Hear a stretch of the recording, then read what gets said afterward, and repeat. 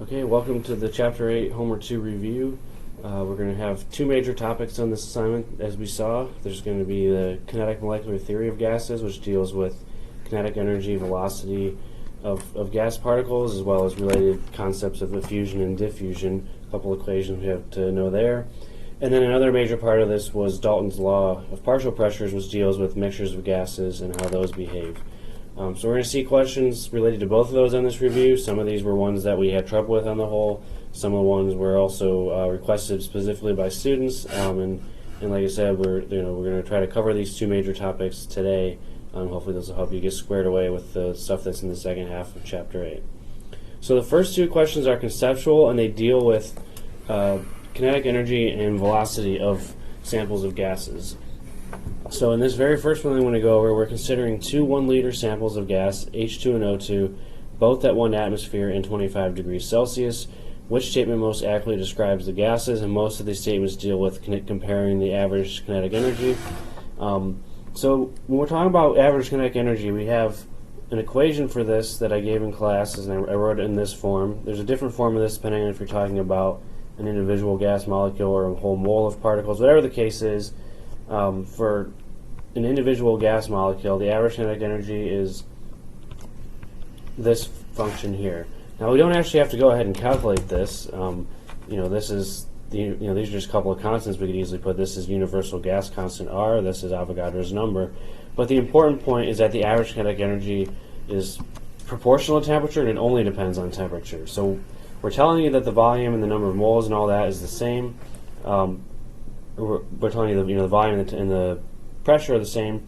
However, we don't really care about those. All we care about is the temperature. Both gases have the same temperature, so both gases have the same average kinetic energy. So the correct answer choice for this is C, which says the average kinetic energy of both is the same, or the average kinetic energy of O2 is equal to that of H2.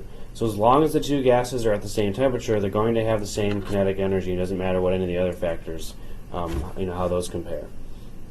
For the next one, we're going to talk about the average molecular speed. So like I said, for kinetic energy, we only need to think about temperature, but molecular speed is a little bit more complicated.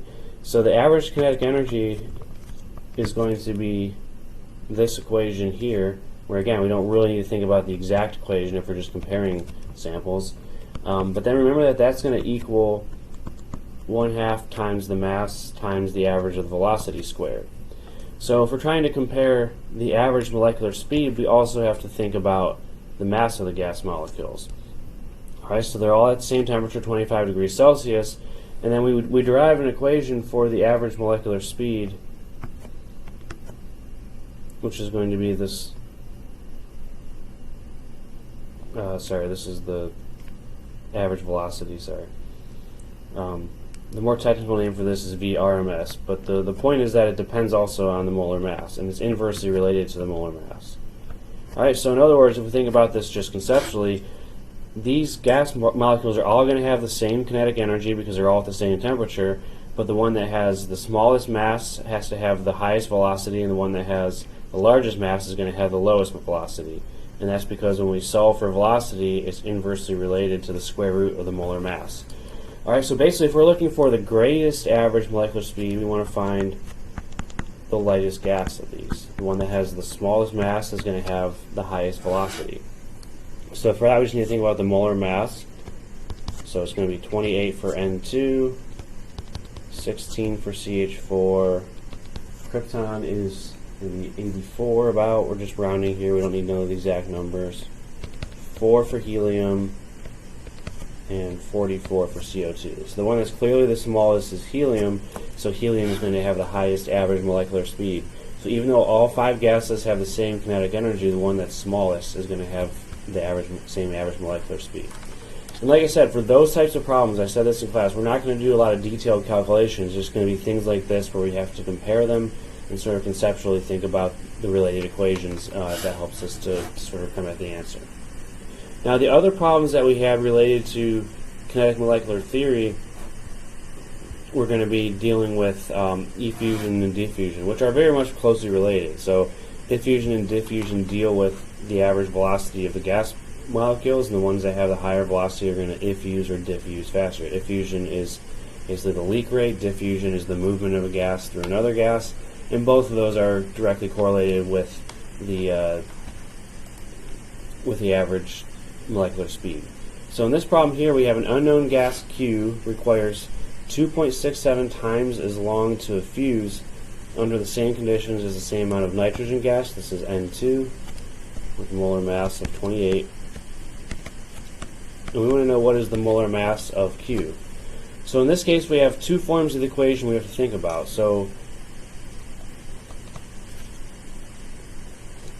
the rate of Q divided by the rate of N2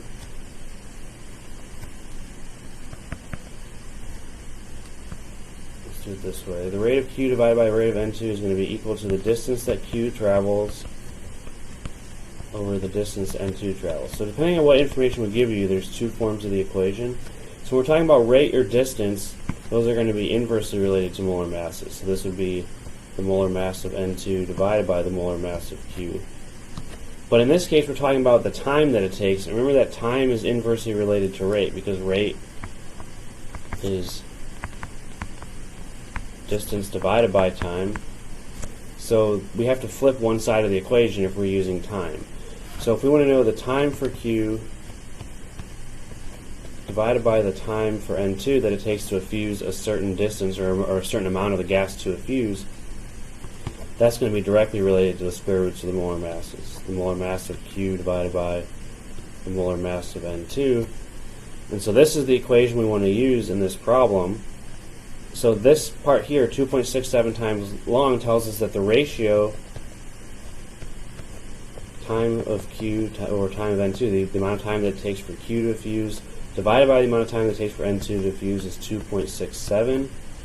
And that's going to equal the square root of the molar mass of Q, which is our unknown, divided by the square root of the molar mass of N2, which is 28.0. Alright, so now we just have a little bit of algebra, so we're going to square both sides,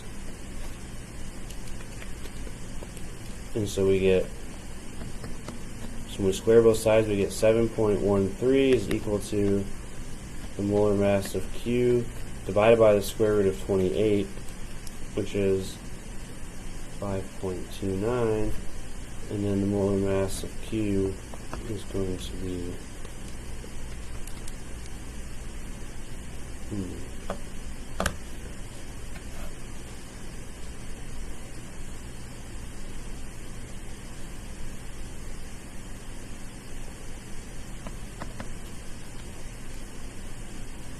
sorry about that, I made a pretty embarrassing algebra goof. Okay, so forget I did this. I know that number sounded wrong, and it was. Okay, when we square both sides, we just remove the square root. We don't keep the square roots in there. So we're going to get 2.67 squared is 7.13, and that's going to be equal to the molar mass of Q divided by 28. We don't have to take the square root of that number because we're taking the square of the square root. So when we solve this, the molar mass of Q is going to be equal to 200 grams per mole. This is a numerical problem, so you got probably at least a 1 or 2% window that your number had to fall within. Okay, we get 200 grams per mole for this. Now we should also think about our answer conceptually. Q takes longer to effuse. That means it's moving slower. That means it should be heavier than N2 under the same conditions. So our molar mass is higher, so that works out. So sorry about the algebra mistake, but this is how we want to set up this problem, is using this equation. Okay, the next one deals with this same topic, although in a more conceptual sense. So we have two 1-liter samples of gas, H2 and O2, both at the same temperature, 25 degrees Celsius. We want to know the time for a given fraction of O2 molecules to effuse. Alright, so if we think about O2 versus H2, O2 is heavier. That means O2 effuses slower. So remember that the heavier gases move slower at a given temperature and they effuse slower, and which means O2 takes longer to fuse. So the slower it's effusing, the longer it'll take. So that makes pretty good sense conceptually.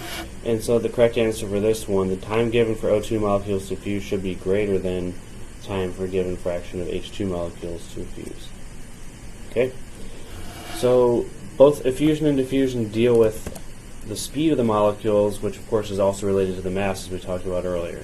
So this is just a conceptual version of the previous problem, where instead of dealing with it numerically, we're just thinking about it in terms of the relative rates, which relates, of course, to the relative speeds and all that.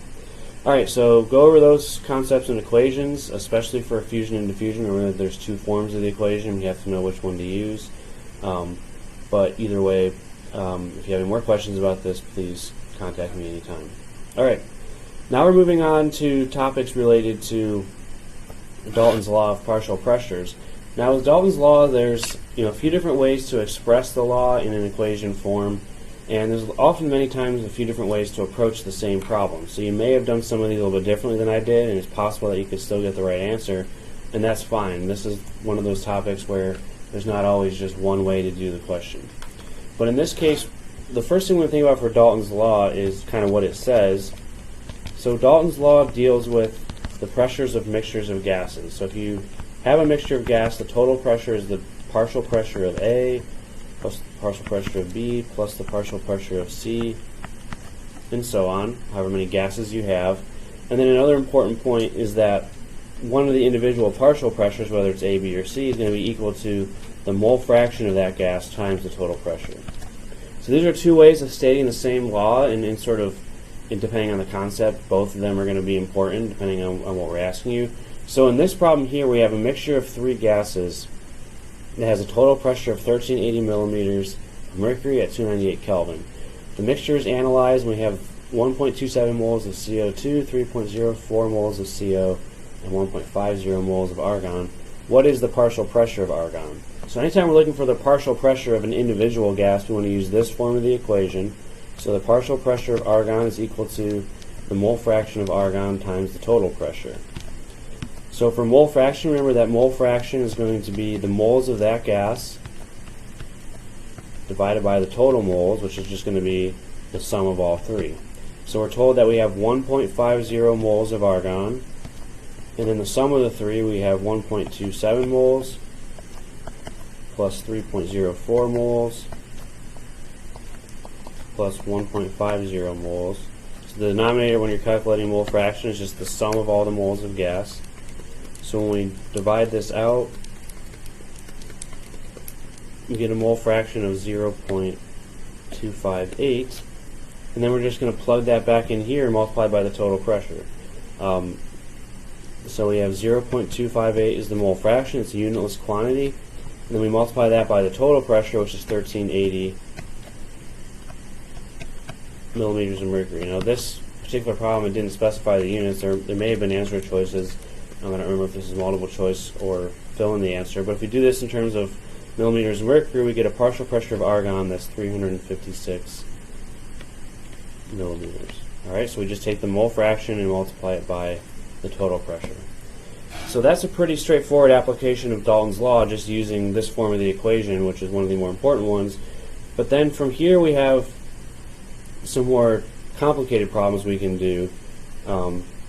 So also dealing with mixtures of gases, so I'll go through a few more of these. So the first one here, in a mixture of helium and chlorine occupying a volume of 14.6 liters at 871.7 millimeters of mercury and 28.6 degrees Celsius, it was found that the partial pressure of chlorine is 355 millimeters. What is the total mass of the sample? Okay, so there's a lot going on here. Now if we want to find the total mass of the sample, it stands to reason that we should need the moles of each gas, okay? Because the ideal gas equation in Dalton's law is going to be related to the moles of gas. And then once we have the moles of each gas, we can then find what's going to be the mass of each and then add them together. Okay, so for this problem here, let's first start by using PV equals nRT to find the total number of moles. Again, there's often many ways you can do these types of problems, so you don't necessarily have to start here.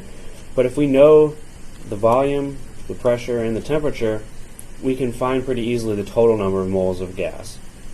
Okay, so we start with PV equals nRT. We're dealing here with total pressure, so if we solve for the moles, the total number of moles is going to be the total pressure times the volume divided by RT. Alright, so that's going to be part of this. Alright, so when we put the numbers in here, we have to convert everything into atmospheres. So this 871.7, which is the total pressure, needs to be divided by 760, which is going to convert it into atmospheres. So that corresponds to 1.147 atmospheres. The volume is 14.6 liters. And then the R is going to be this universal gas constant.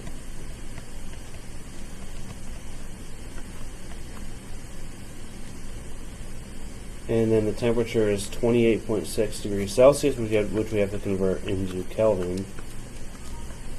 So for being really precise, that's going to be 301.8 Kelvin.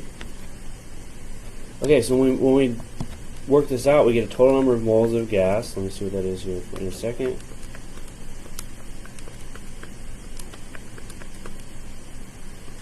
Our total number of moles of gas is 0.676. Okay, so that's going to be the totals, the moles of chlorine plus the moles of H2. Now the other thing we can do is we're given the partial pressure of chlorine is 355 millimeters. So remember that the pressure for a given gas, in this case chlorine, Cl2, is equal to the mole fraction of Cl2 times the total pressure.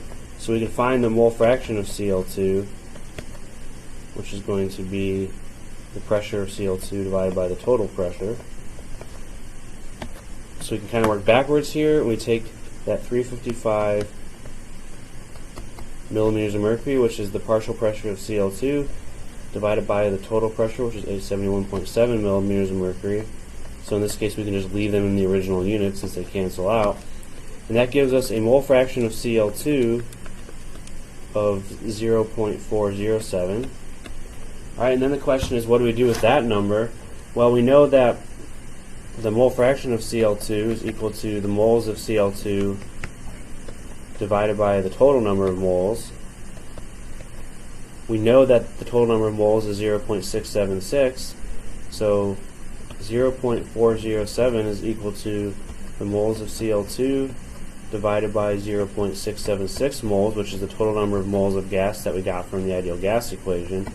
And so that means the moles of Cl2 is just going to be that number times 0.676. We just cross multiply. So we have 0.275 moles of Cl2, and then for the moles of the other gas, which is helium, it's going to be the total number of moles, 0.676, minus the moles of Cl2, 0.275. So the rest of the moles of gas have to be helium, and so for helium we get 0.401 moles. Alright, so our mixture of gas has 0.275 moles of Cl2, 0.401 moles of helium. It's also important to recognize the standard states for these gases. So chlorine is Cl2, helium is just He, so when we calculate the mass, we're going to need those. So let me get another page in here.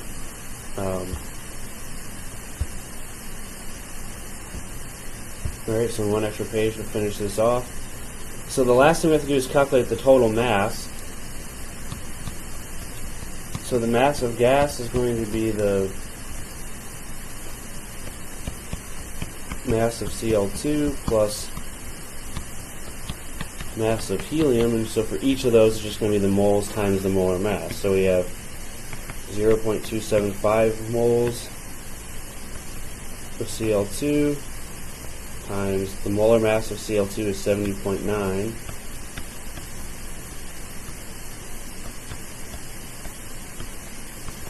And then we have 0.401 moles of helium, and the molar mass of helium is just its atomic mass, which is 4.00.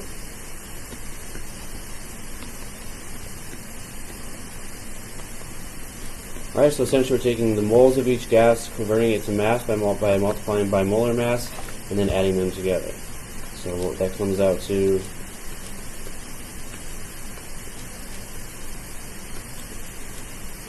21.1 grams of gas. Okay? most of that is going to be the chlorine, but we also have a little bit of helium in there. Alright, so a lot of steps here, but and there may be more than one way to approach it, but again, to recap what I did. Use the total pressure to find the total number of moles. Use the partial pressure of Cl2 to find out its mole fraction. Use the mole fraction in concert with the total number of moles to find the moles of Cl2. Find the moles of helium by difference, so the sum of the two has to equal the total. And then finally, once we have the moles of each gas, we convert each to mass and add them together. So a lot of steps there, and relates to a lot of different concepts that we've learned about in this chapter and in some previous chapters as well. All right, the next question here deals with collecting a sample of gas over water. So this is an application of Dalton's Law that we talked about, where you're producing some gas in a chemical reaction, you're collecting it over water. And the key point when you're doing a problem like this, when you're collecting a gas over water, the total pressure that we report is going to be equal to the pressure of whatever gas we're collecting plus the water vapor pressure. So we talk more in detail about water vapor in Chapter 9. That's coming up here pretty soon.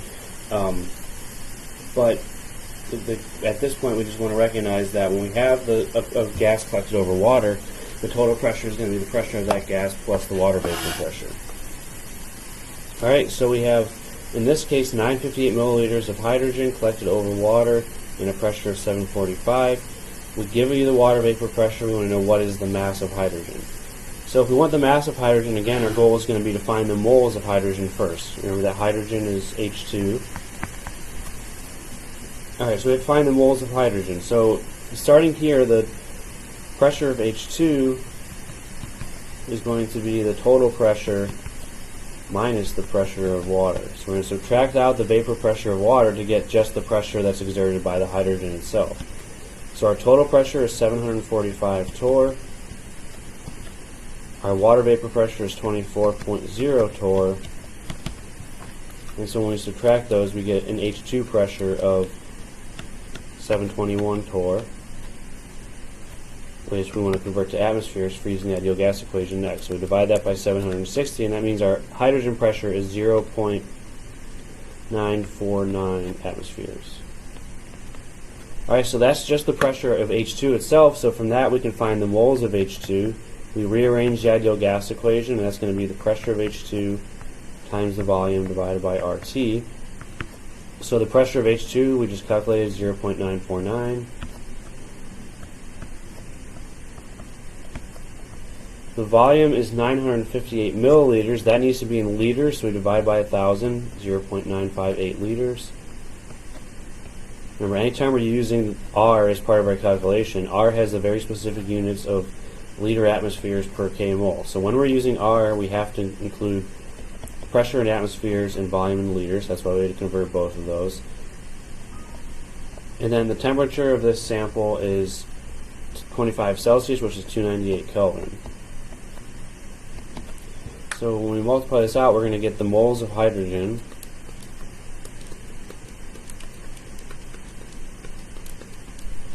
Is 0.0372. And then finally the mass of hydrogen, or the grams of hydrogen, I guess, when we do it that way. Okay, so the grams of H2, we have 0.0372 moles of H2, and then the molar mass of hydrogen is just 2.02.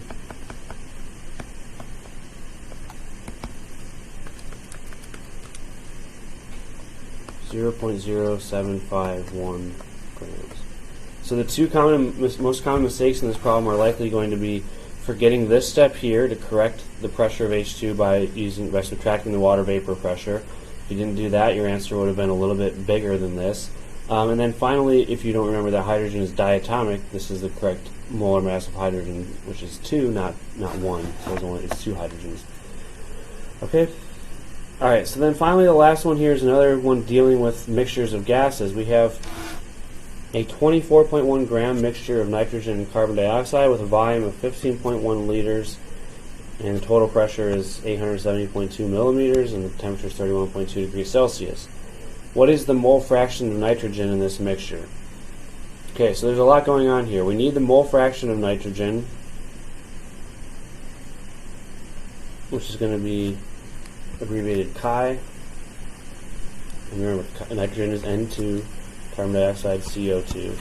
So the mole fraction of N2 is going to be the moles of N2 divided by total moles, which is moles of N2 plus moles of CO2. So we have two unknowns in this equation. We need to find the moles of each gas. We need to have two equations. Alright, so the first equation is going to deal with, we're going to use the ideal gas equation to find the total number of moles here. Okay? So what we can do is, again, use ideal gas equation, PV equals nRT, and the total number of moles, which again is the sum of N2 plus CO2, is going to be equal to the total pressure times the volume divided by RT. So a similar calculation that we did before. And so in this case, the total pressure, once again, has to be in atmospheres. So we divide that 870 millimeters by 760. That's 1.145 atmospheres. The volume is 15.1 liters. Universal gas constant. And then the temperature is 31.2 degrees Celsius, which we have to convert into Kelvin by adding 273.15. And so we get 304.4 Kelvin rounding to 1 decimal place. Alright, so the total number of moles is going to be equal to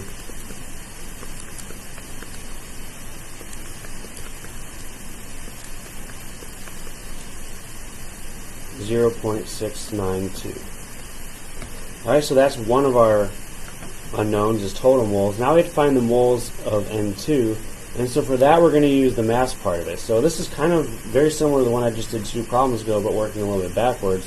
So we know that the mass is going to be equal to the mass of nitrogen plus the mass of CO2, which is going to be equal to the moles of nitrogen times its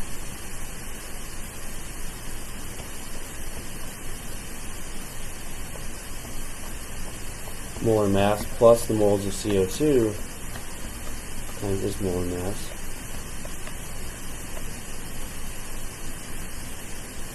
Alright, so our total mass is 24.1 grams. So that's going to be equal to moles of N2 times the molar mass, which is 28.0, plus the moles of CO2 times 44.0. So that's our second equation. So now we have 2 equations, 2 unknowns. The other one is going to be that the total number of moles is 0.692. And that's going to be equal to the moles of N2 plus moles of CO2. Alright, so we have 2 equations, 2 unknowns. We have to remember how to solve those. So this isn't an algebra class, so I'm not going to go through that. But if we solve for this for the moles of N2, since we're trying to find the mole fraction of N2, what do we end up getting?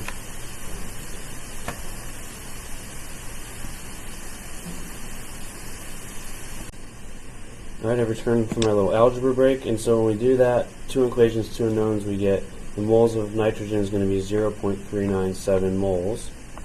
So then finally the mole fraction is going to be taking that number and then dividing it by the total number of moles, which is 0.692.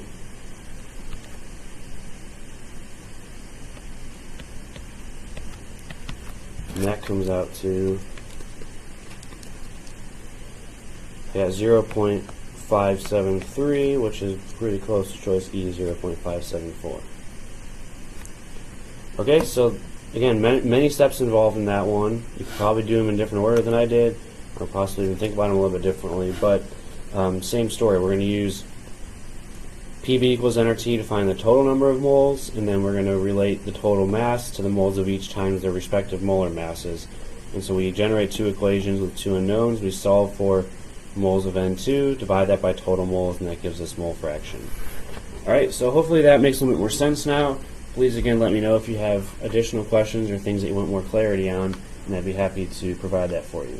I'll see you in class later today, and we only have, I guess, 2 more of these homework reviews left before the end.